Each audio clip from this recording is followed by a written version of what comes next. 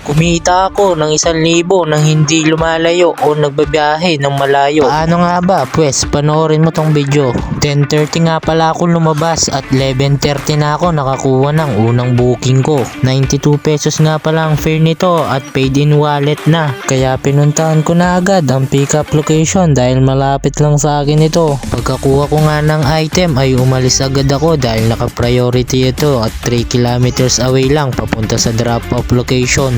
Pagkahatid ko nga ng item ay umalis agad ako dahil paid in wallet nga ito. Second booking ko nga pala dito sa intersection ng pickup. Priority booking nga pala ito at 138 pesos ang delivery fee. 6 kilometers nga lang pala ito papunta sa drop off kaya hinatid ko na ito agad. Malapit nga lang pala ang bahay namin dito kaya umuwi muna ako para kumain. Pagkatapos ko nga umuwi dito sa bahay ay may nakuha akong 2 regular booking dito rin sa may barangay namin ng pickup. Unang pinuntahan ko ay ang 107 pesos na booking ko. Small box nga lang pala ang papadala ni mama. Pagkakuha ko ay dumiretso agad ako sa isa pang booking na nakuha ko. 115 pesos nga pala ang fare nito at papunta sa Santo Tomas, 9 kilometers away. Binayaran nga pala agad ni madam ang delivery fee nito.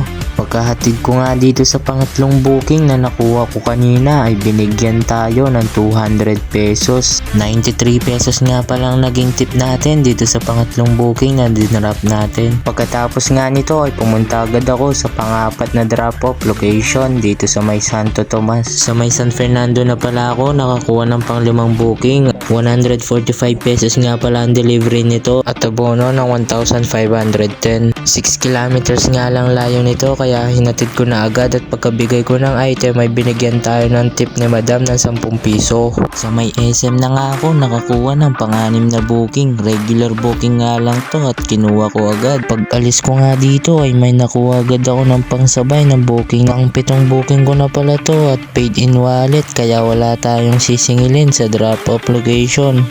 Inuna ko nang i-drop ang pampito dahil malapit lang ito at may lumabas naman agad na customer.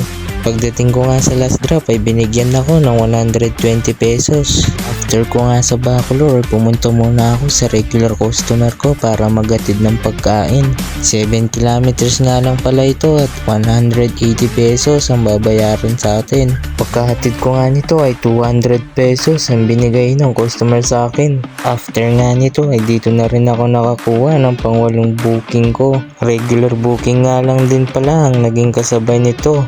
Pagkakuha ko nga nito ay pumunta agad ako dun sa pang-8 booking ko para mahatid agad. After nito ay hatid ko na yung last drop ko para makauwi na ako agad. Pagdating ko nga dito ay nasa labas agad si sir at binayaran na ako. Naka-9 na booking lang pala tayo ngayong araw at 7 oras lang tayo nagbiyahe at ito yung kinita natin buong araw.